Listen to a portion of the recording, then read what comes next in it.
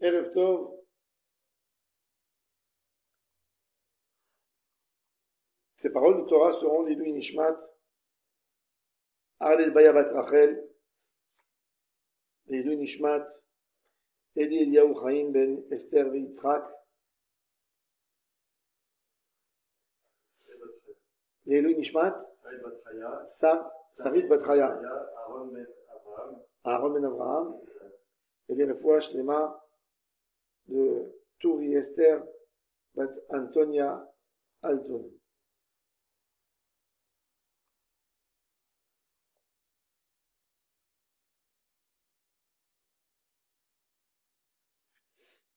La Skira, on est dans Oroth, Israël et Triato, 12e chapitre.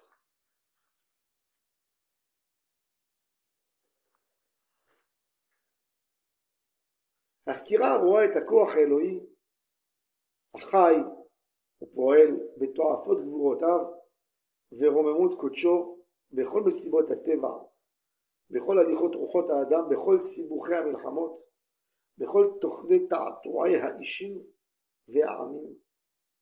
היא מסדרת אור קדוש על מלוא כל העולם.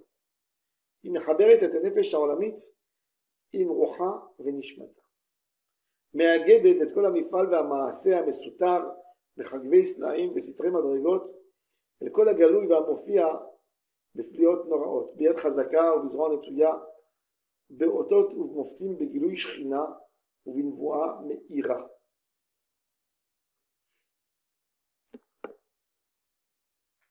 On a deux manières de voir les événements qui se passent devant nous à toute vitesse. On peut regarder le monde comme un moment de déstabilisation totale, où l'Occident enlève une veste et met une autre, où toutes les structures du monde sont en train de perdre les unes après les autres toutes leurs caractéristiques, où des ethnies changent, des peuples changent, des valeurs s'effacent. On peut voir de cette manière et d'avoir très peur, comme 50% des économistes aujourd'hui sont en déprime. Ils investissent dans rien. Il n'y a plus de pouvoir d'achat. Tout le monde a très peur. Il n'y a pas de déménagement, il n'y a pas d'engagement. Pourquoi? Parce que c'est la crise partout. Vous savez, il y avait une fois un homme, il est parti chez le Rav, il a dit: Rav, je n'ai pas de parnassa. Où je mets les mains, je perds. Le Rav a pensé, il lui a dit: écoute, j'ai une bonne idée pour toi. Il lui a dit: ouvre un magasin avec deux parties dans le magasin. Dans une partie, tu vends du pain. Tout celui qui vit a besoin de manger du pain. Et dans l'autre partie, tu vends des linceuls. Celui qui meurt, il met un linceul. Donc, c'est sûr que tu gagneras ton pain. Il y a où ça? S'il vit, le pain. S'il meurt, le linceul. Ah, le gars, il était hyper content. Et il a ouvert le magasin. Il a appelé pain linceul. Après 3 mois, le rabbin, il passe, le voit dans la rue, tête baissée, il dit: alors, Hanania, qu'est-ce qui se passe? Et il dit: Rabbi, tout le monde est en train d'agoniser. Ils ne mangent pas de pain, ils n'ont pas besoin de linceul. Et quelque part, c'est la situation d'aujourd'hui. Tout le monde est en train d'agoniser. Ils n'ont pas été achevés, mais ils ne vivent pas non plus. C'est horrible, mais c'est ça la situation. Depuis le Covid, c'est ce qu'on voit. Covid, la guerre, les histoires, une après les autres. Depuis le subprime, on peut dire déjà. Le monde est en train de bousculer chaque année. 1 an, 2 ans, il y a une crise horrible qui fait un massacre, un tsunami, un dégât, un problème, une sécheresse, des feux. toutes les saisons d'été des hôtels fermés par une raison et par une autre. Et la personne, qu'est-ce qu'il fait? Il dit, je reste au chômage. Je reste à ne rien faire. Qu'est-ce que je veux me motiver maintenant? Qu'est-ce que je veux m'investir maintenant? Ça, c'est une manière de voir les choses. C'est la manière, malheureusement, où la majorité des gens voient que ça. Il y a des gens qui arrivent à voir des occasions. Des occasions. Et ben maintenant que le monde est en train de perdre tout, là ils voient comment ils sont en train de bâtir le binyan de la Géoula. De Géoulat Israël. Sans Torah, il n'y a que du désordre. Tu vois des pays stables, des pays qui étaient plus ou moins stables. Imaginez-vous, je me rappelle, il y a 4 ans, une folie dans les journaux israéliens, viens investir, achète un appartement à Odessa. Tu as la mer, il y a du culte, il y a énormément de touristes, la mer Noire, il y a les avions, PAC, la guerre. Cette guerre, elle met la guerre à la frontière polonaise, à la Lituanie, à tous les pays qui ont des frontières avec l'Ukraine, Moldavie. Tous ces pays sont devenus des pays à risque. Quels sont les pas des Russes? La Suède, les tensions, le Finlande, l'Allemagne qui soutient d'un côté et qui reçoit des menaces directes. Bref, une grande instabilité. La lumière de la Torah, elle nous met de l'ordre parce qu'on comprend que ça doit se passer. Qu'est-ce qu'ils voient maintenant? Ils voient le Mashiach en train de semer la Géoula. Donc ils comprennent que la Géoula est en train d'agir doucement. Eux, ils ne voient pas une déstabilisation, ils voient une occasion. Celui qui suit les paroles des prophètes, les paroles de nos sages dans le Talmud, les paroles de Mekoubalim, les paroles du Zohar Kadosh, il ne voit pas un monde instable. Il voit un monde qui cherche sa stabilité. Il y a une différence entre un monde instable et un monde qui cherche sa stabilité. Quand eux, ils voient de l'instabilité, nous, on voit un monde qui cherche Géoula. On voit la nature du monde qui crie Géoula, hélas. 5785 ans, je suis avec des gens qui ne veulent pas faire la volonté du Créateur. La terre, elle crie. La terre, elle demande une shmita, Géoula tiye la'aretz. Elle veut une Géoula. Et ça, c'est la source de tout ce qu'on voit. Et c'est pour ça que la vision est différente. Les plus grands des tzadikim voient Géoula. La Gemara, elle raconte que Rabbi Yoshua, Rabbi Akiva et d'autres sages étaient dans la région de Jérusalem. Et ils ont dit, viens, on va passer, on va aller au mont du temple au moins pour embrasser la terre. Donc ils sont rentrés à Jérusalem qui était en ruine et ils sont montés dans le mont du temple. Et tout d'un coup, ils sont en train de discuter où exactement était l'endroit du Kodesh HaKodashim. Il n'y a que des ruines partout. Il y a un qui dit c'est là-bas, donc il faut faire attention de ne pas s'approcher. Et tout d'un coup, ils voient un renard qui sort comme ça du Kodesh HaKodashim. Et ils déchirent leurs habits. Ils pleurent.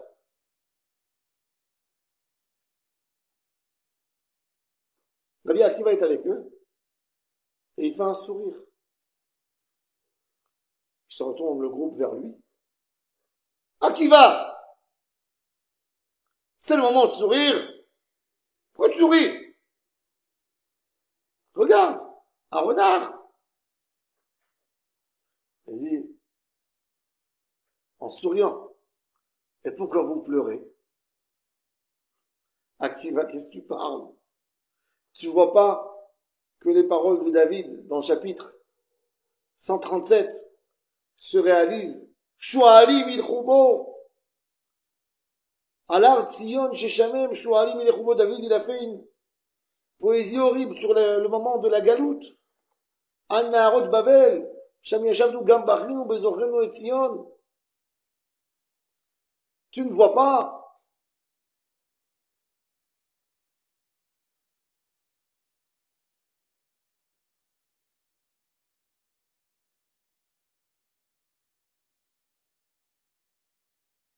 Dans les lamentations de Jérémie, Shu'alim il-Khubo.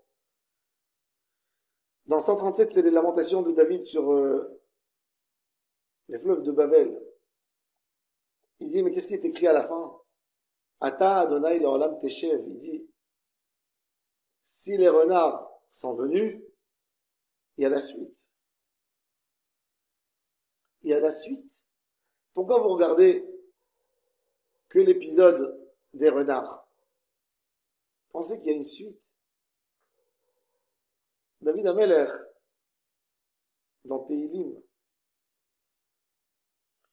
le dernier passage du Tehilim, le dernier chapitre, le 150, David Ameler, il demande de faire des louanges à Hachem. Il nous appelle aux louanges. Il nous fait 13 Alléluia, Alléluia. Alléluia, Alléluia, Bekocho. Alléluia, Alléluia, Alléluia. 13.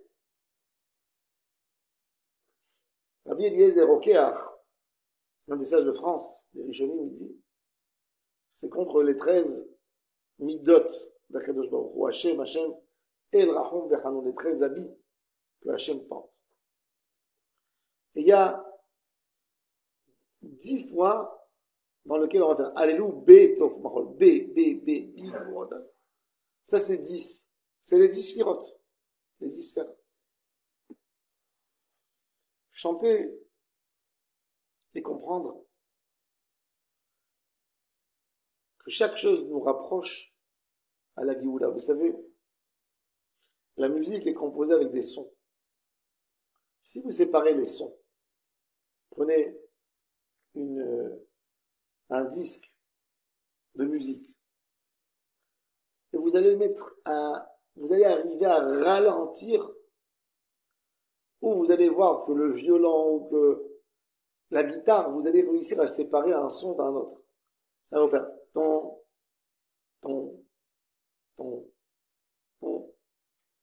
Il n'y a rien. C'est quoi la beauté d'une musique?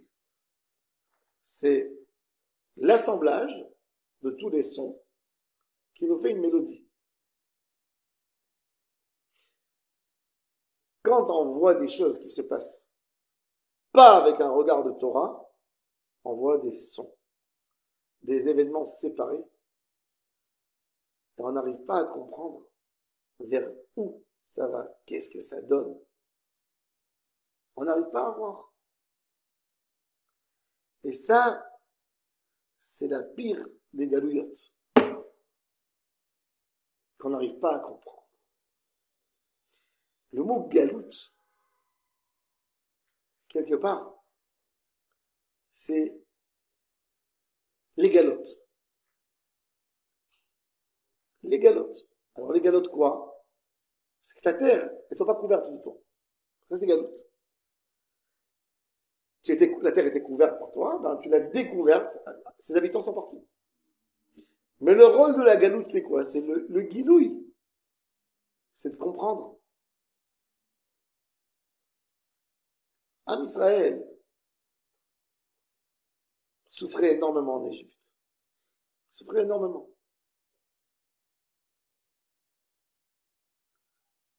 Mon cher Rabbeinu est berger. Il n'est plus en Égypte, il s'est sauvé. Paro voulait le tuer. Bon, il envie sa famille. il envie ses parents, son frère, sa sœur, et il est réfugié à Midian. Et Hachem lui dit, tu vas amener une Géoula à Am Israël. Qu'est-ce que je vais leur dire en ton nom? Dis-leur, ayez, Asher ayez shelachani alechem. Dis-leur le code que Yosef leur a dit. Yosef leur a dit, quand il va y avoir quelqu'un qui va vous dire ces mots, il a dit aux vieux, sachez que la Géoula, elle s'approche. C'est-à-dire que les mots, ces trois mots, ayez, Asher ayez, m'a envoyé. Ça fait comprendre qu'on est à la fin. Là, on voit quelque chose qui a une limite. Ah, maintenant je comprends. Ça y est, ah là, maintenant je comprends que les 400 ans, si on est dans cette année, c'est-à-dire que les 400 ans que Hachem a dit à Abraham, que Am Israël sera en Égypte 400, c'est pas depuis le moment que Yaakov est descendu. Il y a 210 ans, il faut compter encore 190. C'est depuis Brit Ben Abetarim, puisque maintenant on est dans l'année 400. C'est-à-dire que la dernière phrase, elle a scellé, elle a fermé la galoute.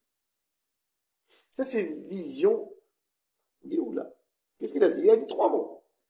Mais les 3 mots ont fait comprendre au Ham Israël que les 400 ans, ils n'ont pas à attendre encore 190. Ils se sont dit, avec tout ce qu'on a passé, on n'est même pas à la moitié. On n'est même plus que la moitié. C'est horrible. Quand tu marches, tu fais des efforts, et tout d'un coup, on te dit, non, mais t'as atteint que la moitié de ton parcours. Je dis, ah, je veux plus. Non, non, non, ça y est. C'est arrivé à terme. Ça, c'est le mot qui arrive à te mettre de la joie et à te casser ta galoute. C'est un son. Tu as regardé en perspective et tu as collé les deux sons. Ça, c'est Oratora. Ça, c'est le sod de la Géoula qui est écrit dans la Torah. L'événement, c'est un événement. Tout le monde voit l'événement. Tout le monde voit l'événement. Tout le monde a vu, a été témoin à la déclaration de l'État d'Israël. Quand ils ont entendu la radio, la déclaration de l'État d'Israël, il y a un, il a entendu Mashiach qui sonne, et il y a un, il a entendu David Ben Gurion qui déclare une décision, et il y a un autre qui a eu très peur pour ses enfants, et il y a un autre qui a dit, c'est-à-dire que je vais faire la guerre, il y a un autre qui est parti acheter du pain, il y a un autre qui est parti amener de l'eau. Mais le tzaddik est parti se coudre une veste blanche pour Mashiach. 10 personnes dans la salle, on entend le même événement. Qu'est-ce qu'on fait? Qu'est-ce qu'on fait? Chacun comprend d'une autre manière. J'ai raconté ce matin, il y avait un des plus grands tzadikim de la Tunisie, de Djerba, qui s'appelait Rabbi Shaoul HaKohen. Il a écrit un des livres de grammaire basique qui s'appelle Lechem HaBikurim. C'est le premier qui est parti, qui a pris le Sidour, et depuis le mot Déani, il a mis des règles, comment il faut prononcer. Le Rav Mazou Zichrono Livracha, ce livre c'était son pain. Selon ça, il a fait le Sidour Ishmatzliar. Tout le Sidour Ishmatzliar, c'est selon ce livre. Rabbi Shaoul HaKohen vivait à Djerba. Et vous savez, à l'époque, c'était un peu avant que les Français ont fait un protectorat en Tunisie. Mais déjà, ils avaient une influence de liens commerciaux, etc., avant de faire la conquête de la Tunisie. Et ils avaient forcé le B à signer la loi contre l'esclavage, d'annuler l'esclavage en Tunisie. Un jour, Rabbi Shaoul HaKohen, il marche dans le marché, Har Khbira ou Har Zrira, à Djerba, et il entend les gens qui annoncent les lois. Oyez, oyez! Écoutez ce que le B a dit. Celui qui possède des serviteurs, des esclaves est obligé de les libérer dans 2 semaines. Autrement, il aura des sanctions et il arrivera à la prison. Tout le monde dit, les gens, ils ont des esclaves. Et Rabbi Shaul HaKohen, il entend ça. Il tombe par terre au chouk, évanoui. On lui verse de l'eau. Il fait, et il retombe évanoui. Et il a les larmes qui coulent des yeux.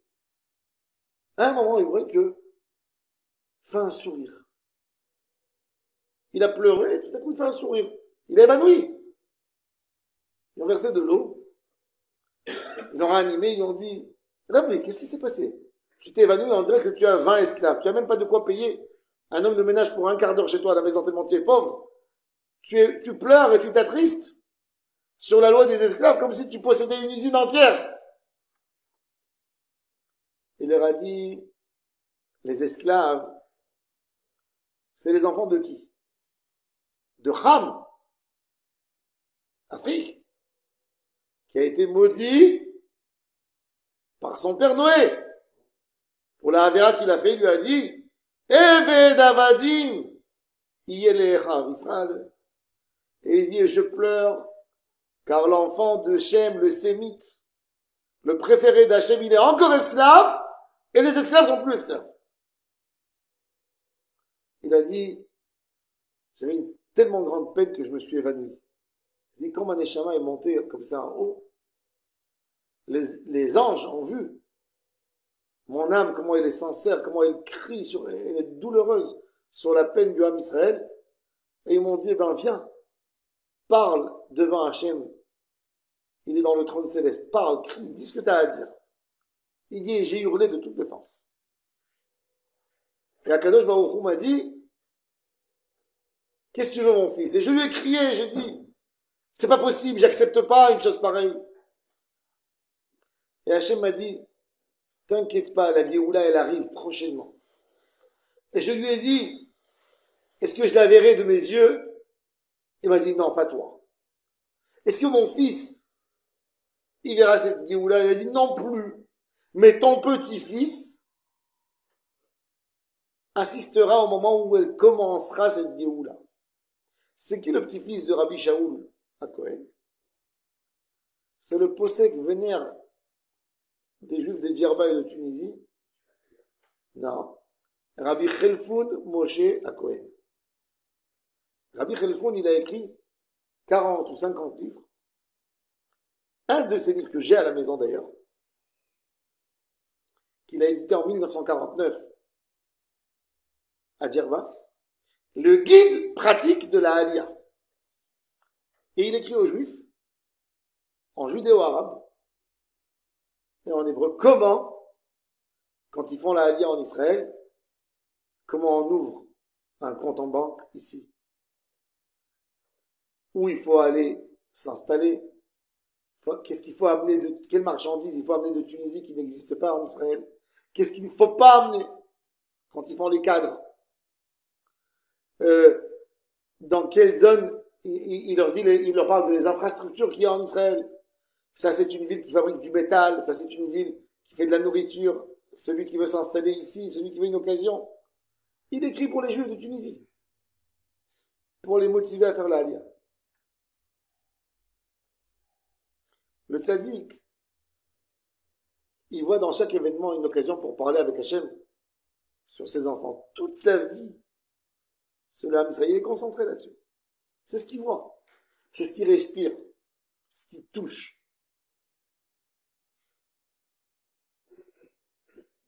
Il dit le Rav, והחיבור הזה השכלי מטמם את צביון האדם ומחיה את העולם.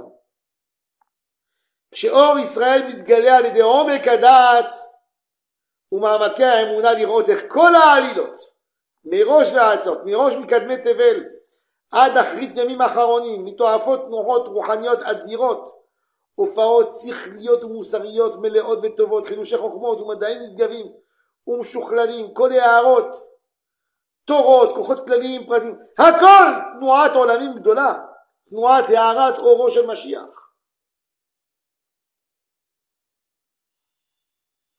Il y a eu l'invention de l'internet. C'est la lumière du Mashiach. Que le juif qui habite en Australie peut faire sa aliyah, vivre physiquement en Israël et rester vivre virtuellement en Australie.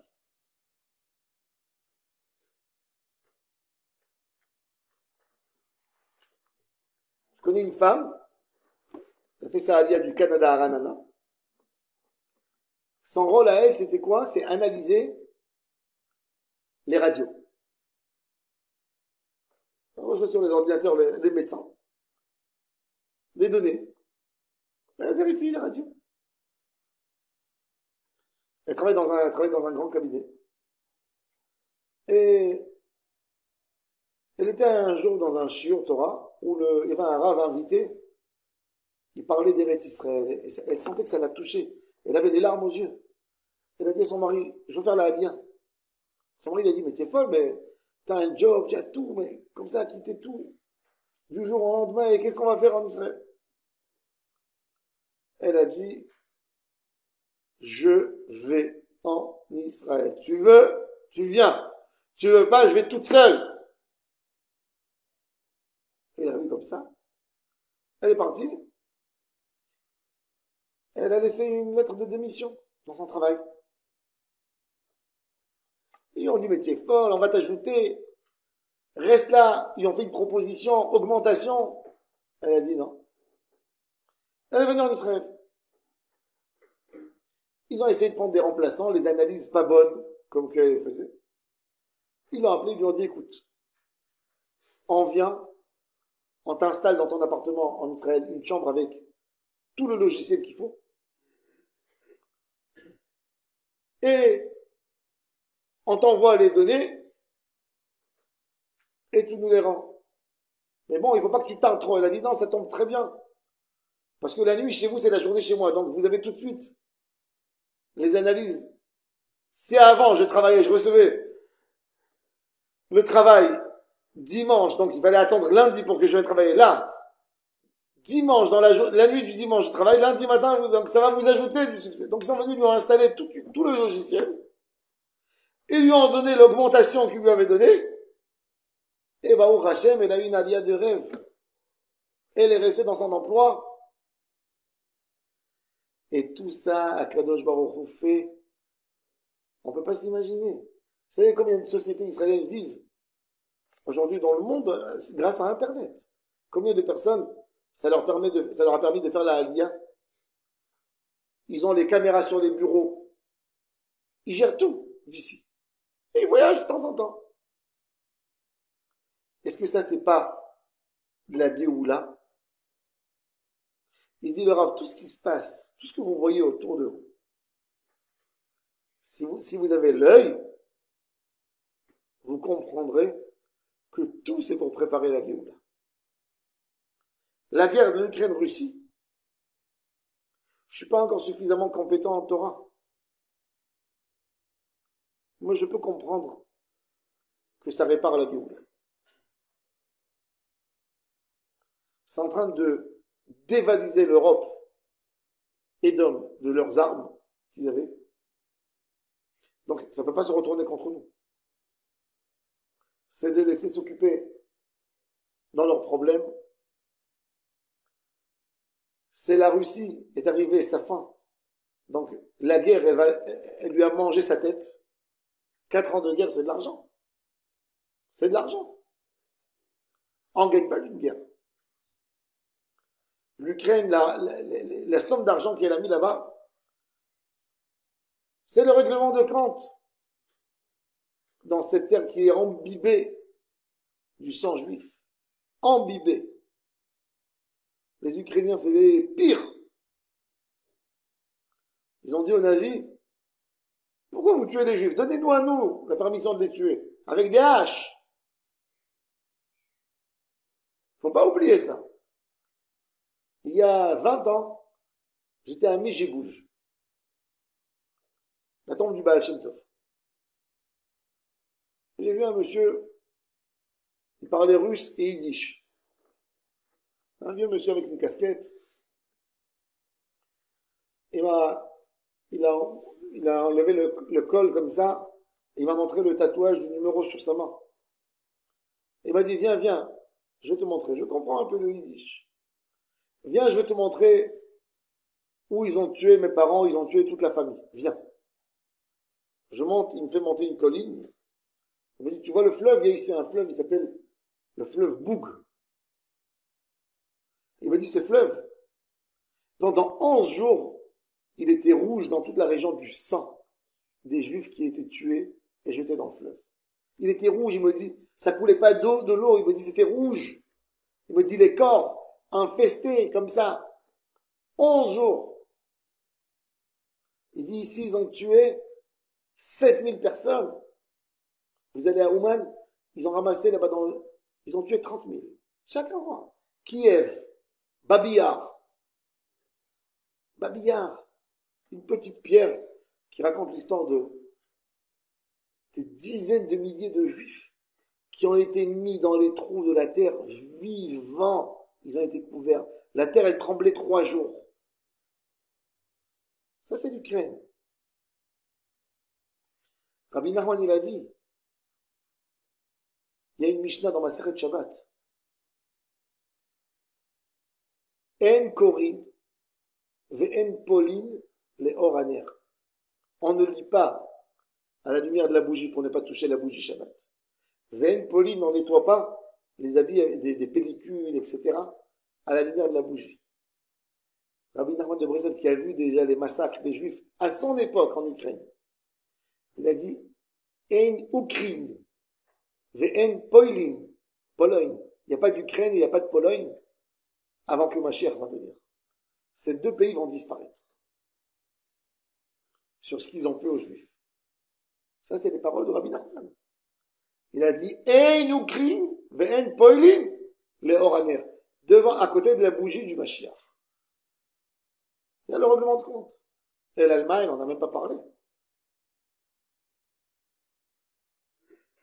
Akadosh Baruch Hu, il fait les choses que lui, il sait faire. Mais Akadosh Baruch Hu, il nous dit, normalement, Hachem, il nous raconte pas ses plans. On ne sait rien. Mais Hachem, il nous dit, par les paroles des prophètes, une chose, oui.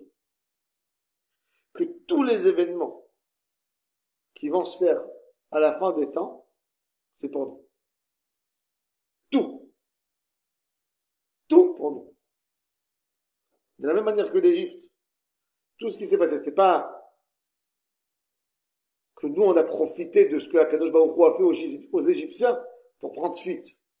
Non.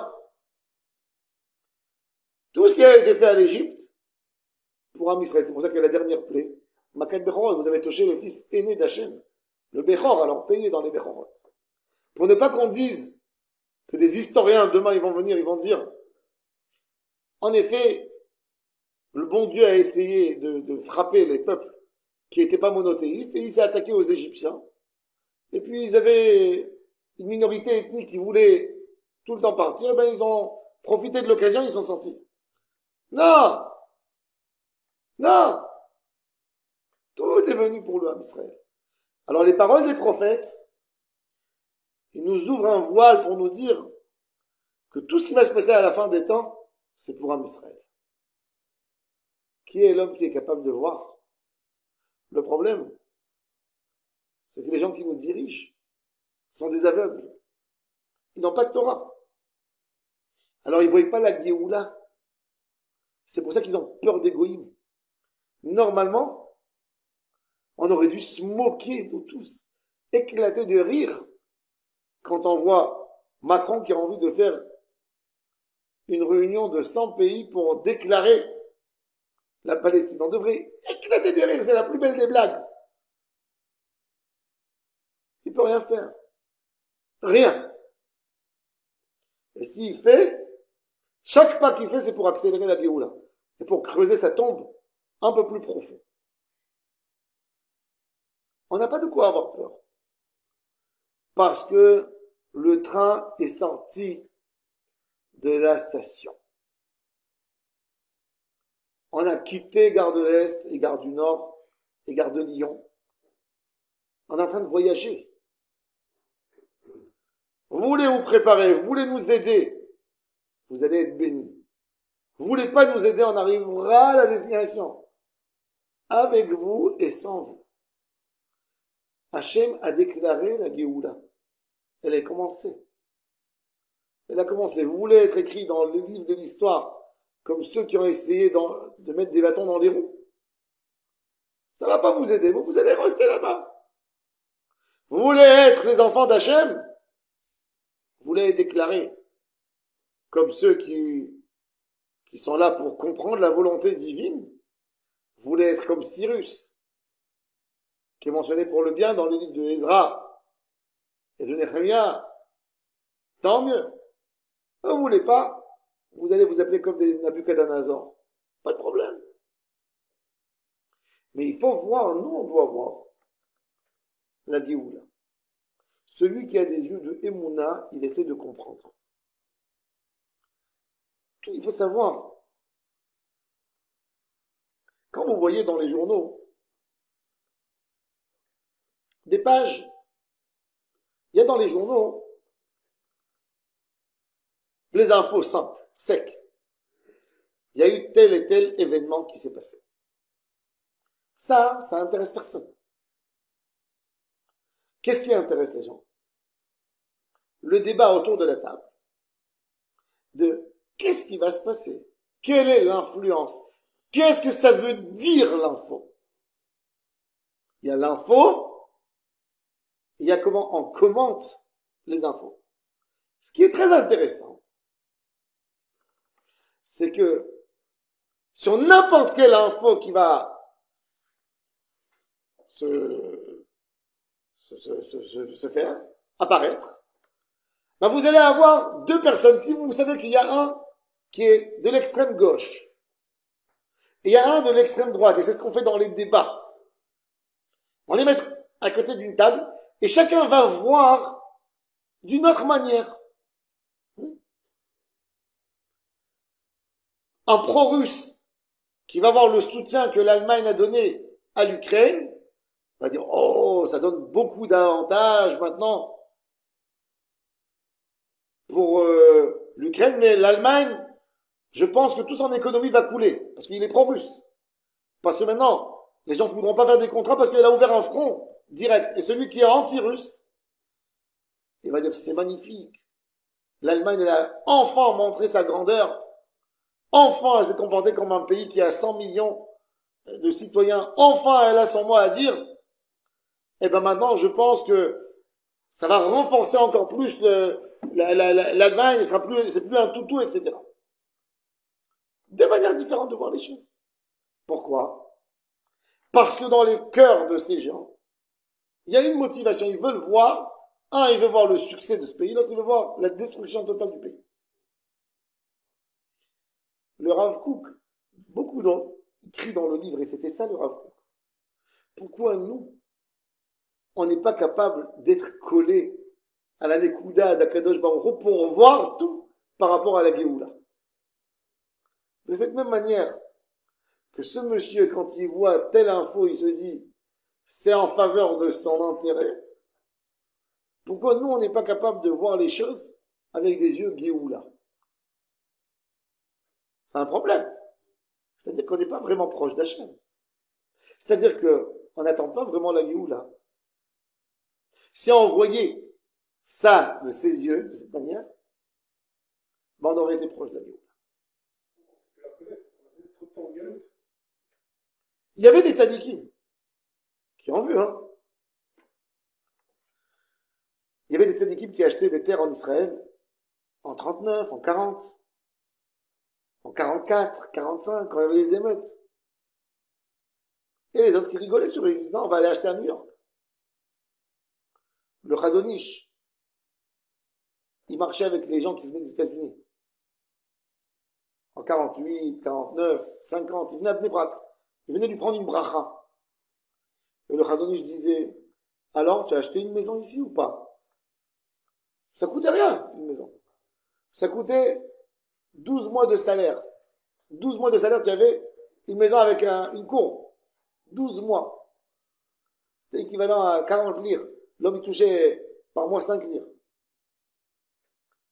Alors, tu as acheté une maison? Non, Rav, qu'est-ce que je vais faire avec une maison ici? Achète. Après, ça coûtera des millions et tu ne pourras pas acheter. Ça, c'est des gens que quoi? Qui ont mis de l'argent parce qu'ils sont croyants en Gdouchat d'Israël. Il y a même des gens non religieux. Mais ils ont la foi de la Géoula. Ils ont le Be'ezrat Hashem, alors ils réussissent. Alors ils investissent qu'ici. Que en Israël. Moi je connais des gens pas religieux. Avec des fonds d'investissement, pas de 1 million et pas de 2 millions. Des 500 et des 600 millions et plus. Et ils te disent, je n'achète pas une chambre en dehors d'Israël. Que ici. Il y a des goyim qui ont une émouna shlema et qui comprennent. Il y a des goyim américains. Énormément d'évangélistes qui comprennent, plus que nous malheureusement des fois, qu'on est dans l'étape de la Géoula. Et ils nous soutiennent à tout prix. Parce qu'ils croient absolument dans les paroles d'Isaïe. Qui c'est qui ne croit pas dans les paroles d'Isaïe? Le gouvernement israélien. Qui baisse la tête chaque fois devant l'Europe. On a besoin, le Rav Kook nous demande rien que de changer de lunettes, de regarder avec des lunettes de lumière, de Géoula, ce qui se passe. Que quand on assemble les événements, quand on les assemble avec des yeux de juifs qui voient pas une déstabilisation, qui voient que le monde cherche sa stabilité, que le monde cherche sa Géoula. Ce sera pour nous beaucoup plus facile de regarder le monde. On n'aura pas peur du monde. On l'affrontera beaucoup plus facile. Ça c'est Veruach Elokim merachefet al pnei hamayim. Le monde était tohu bohu. Mais vous savez à quel niveau? À quel niveau le monde est tohu bohu? Dans le niveau du Ein Sof, au début du Tzimtzum. Tu sais quelle lumière il y a dans ces endroits? Il n'y avait pas un homme, il n'y avait pas d'idolâtrie, il y avait quoi? Il y avait que présence divine. Mais c'est quoi tohu bohu? C'est que s'il y a quelqu'un qui est là-bas, il ne comprend pas la volonté d'Hachem. Dans ce tohu bohu, Akadosh Baruch Hu déjà 974 générations avant la création du monde, il a déjà programmé le plan de la Torah. Dans cette tohu bohu. Veruach Elohim merachefet al pnei hamayim, il dit Baal HaTurim Gimatria. Ze kis'o shel melech HaMashiach. Dans ce tohu bohu, c'est tohu bohu. On n'est même pas encore dans la création. On est dans les moments qui précèdent le premier jour, le deuxième jour. On est des Ruach Elohim merachefet al pnei hamayim, plane sur l'eau. C'est quoi al pnei hamayim? Ze kis'o shel melech HaMashiach. Hachem, il voit Mashiach, déjà. Un homme, il voit rien. Il fait tellement froid. Il n'y a pas de soleil. Il n'y a rien. Il y a une obscurité. Rocher. Du haut jusqu'en bas, il n'y a pas de poisson dans la mer. Il n'y a pas d'arbres. Il n'y a pas d'herbe. Il n'y a pas d'oiseaux. Il n'y a pas d'animaux. Il n'y a pas d'hommes. Il n'y a pas d'oxygène. Il n'y a rien. C'est abstrait. C'est un noir terrible. Là-bas, au ciel, déjà, on parle du Mashiach, du Tikkun. Dans le monde avec des 6 millénaires, avec tellement de personnes qui vont passer, chacun avec ses événements, ses envies, ses haines, ses volontés, c'est ça ce qu'on a besoin. Dans la Torah, tout est écrit. Depuis le Tohu Bohu jusqu'à la fin. Les tzadikim, quand ils ont dit les événements qui vont se passer, quand nos prophètes en parlaient, c'est parce que nos prophètes entendaient les sons. C'est parce qu'ils arrivaient à voir avec des yeux de Géoula. Ils ne voyaient pas le manque de stabilité. Ils voyaient l'envie du monde de se stabiliser. Ils croient dans la force du monde à retrouver un équilibre. C'est ce qu'ils voyaient. De là, ils ont promis toute leur force. De là, ces paroles des prophètes qu'on allait retourner en Israël se sont réalisées parce que qui c'est qui est capable de voir le temple détruit, les enfants d'Israël égorgés un après les autres, et de dire dans ces moments que je vois la Géoula. Le jour où le temple a été détruit, le prophète Jérémie, avec son élève Baruch Ben Neria, ils sont partis à Anatot pour acheter de Hanamel Ben Shaloum un terrain. C'est comme si, le 7 octobre, je vais acheter le kibbutz le plus proche de Gaza, je vais acheter la première maison qui est à côté du... Ce jour, je vais signer. Je fais les chaïm.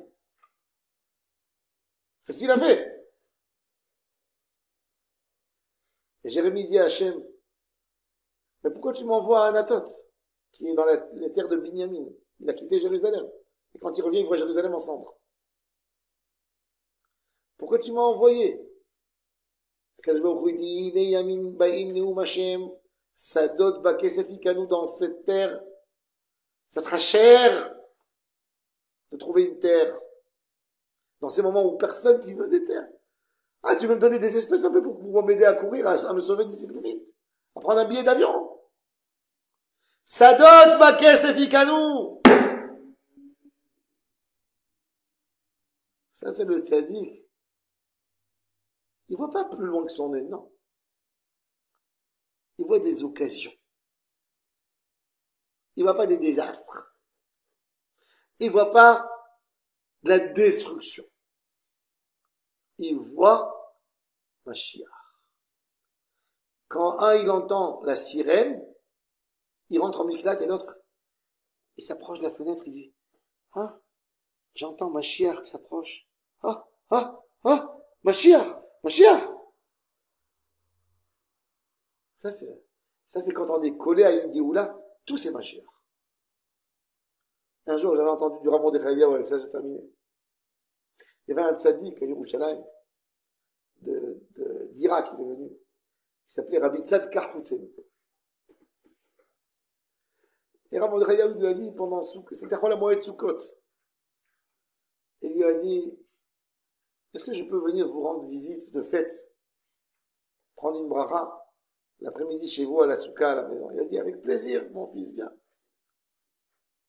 Il est arrivé l'après-midi, il a tapé poliment à la porte, et la femme, elle lui a dit, je suis désolé, le Rav, il se repose. Il a dit, non, excusez-moi, je suis venu selon son invitation, c'est lui qui m'a dit d'être là dans telle heure. Alors sa femme, elle lui dit en arabe, Sadka, Chacham Mordechai, Jad, Shkun Jad, Mashiach Jad. Il lui a dit, il est arrivé, il est venu, il est venu. Qui est venu? Mashiach! Il s'est levé tout de suite. C'est des gens qui avaient que la Géoula. Que quand on disait, il est arrivé, c'est que Mashiach qui doit arriver. Qui c'est, il est arrivé? C'est ça ce qu'on doit avoir, nous. Quand on a ce regard, on est exactement comme les Juifs en Égypte qui ont entendu Eyeh Asher Eyeh Shelachani Alechem. Notre cœur, il va jaillir de joie. Parce qu'on va voir dans chaque chose une étape de la Géoula définitive.